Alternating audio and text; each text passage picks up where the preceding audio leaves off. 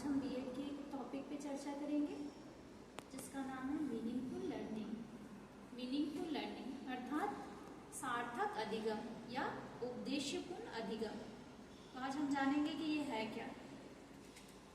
हम अपने जीवन में बहुत सारी चीजें ऐसे हैं जो सीखते हैं और हम जानबूझकर सीखते हैं। जैसे कि हमने किसी चीज खाना बनाना सीखा, साइकिल चलाना सीखा, या हमने किसी पाठ्यक्रम में अपना नामांकन कराया, है ना। अगर आप बीएड के छात्र हैं तो आपने बीएड के पाठ्यक्रम में नामकरण कराया, उस पाठ्यक्रम से जुड़े, है ना। तो इसका अर्थ क्या है कि आप उस पाठ्यक्रम से जुड़ रहे, मतलब आप उसके बारे में जानते हैं और आप जानबूझकर उस पाठ्यक्रम को करना चाहते हैं या इच्छुक हैं। तो ऐसा ही अधिगम जो जानबूझकर किया जाता है और जिसे व्यवहारिक तौर पर हम अपनाते हैं, उसे ही क्या कहते हैं? सार्थक अधिगम या उद्देश्यपूर्ण अधिगम।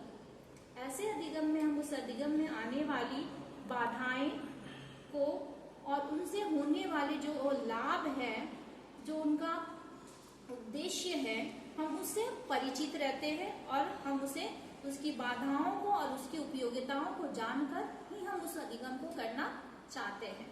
तो ऐसा अधिगम जो जानबूझकर किया जाता है और जिसे व्यवहारिक जीवन में उपयोग किया जाता है, वही अधिगम सार्थक अधिगम अर्थात मीनिंगफुल अधिगम कहलाता है।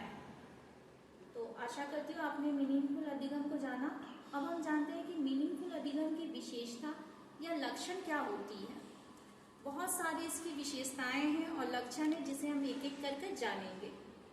इसकी पहली लक्षण या विशेषताएं हैं एक्टिव लर्निंग अर्थात सक्रिय अधिगम। जब हम मीनिंगफुल अधिगम करते हैं अर्थात सार्थक अधिगम करते हैं, जानबूझकर किसी अधिगम से जुड़ते हैं, तो हम उसमें क्या रहते हैं? सक्रिय रहते हैं। हम उस अधिगम प्रक्रिया के किसी भी भाग को से अछूता नहीं रहना चाहते हैं। हम उस अधिगम में बढ़ चढ़कर हिस्सा लेते हैं और उस अधिगम को पूरा करते हैं। दूसरा इसका लक्षण है मैनिपुलेटिंग लर्निंग अर्थात जोड़ तोड़कर किया गया अधिगम। जब हम सार्थक अधिगम से जुड़ते हैं तो हम उस अधिगम प्रक्रिया को सफल बनाने के लिए जोड़ तोड़कर उनकी विधियों को, उनके संसाधनों को उपयोग करते हैं और उस अधिगम को पूरा करते हैं। उस अधिगम की प्रक्रिया को प्रभावशाली बनाते हैं। तीसरा है कंस्ट्रक्टिव लर्निंग अर्थात रचनात्मक अधिगम। इसमें क्या होता है कि किसी ज्ञान की रचना की जाती है। जैसे बच्चे को किसी छोटे तथ्य के बारे में पता है, वह उस शब्दों से यह परिचित है, तो वह शब्दों के द्वारा ही क्या करता है? एक सार्थक वाक्य का निर्माण करता है। तो इसमें उसने क्या किया? ज्ञान का निर्माण किया, है ना। जैसे मैंने बच्चे को कहा कि पाठशाला, मैंने बच्चे को एक शब्द दिया पाठशाला, बच्चा इस शब्द से परिचित है और बोला कि आप पाठशाला का प्रयोग किस तरीके से कर सकते हैं। तो किसी बच्चे ने वाक्य बनाया कि मैं प्रतिदिन पाठशाला जाता हूँ।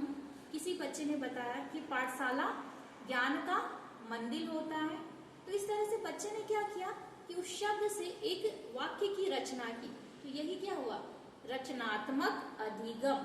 हम मीनिंगफुल जो अधिगम है, सार्थक अधिगम है, उसमें क्या करते हैं? ज्ञान की रचना करते हैं। उसके बाद है रिफ्लेक्टिंग लर्निंग अर्थात चिंतन से अधिगम। जब भी मीनिंगफुल लर्निंग होगा या सार्थक अधिगम होगा तो ये क्या होगा? चिंतनशील होगा।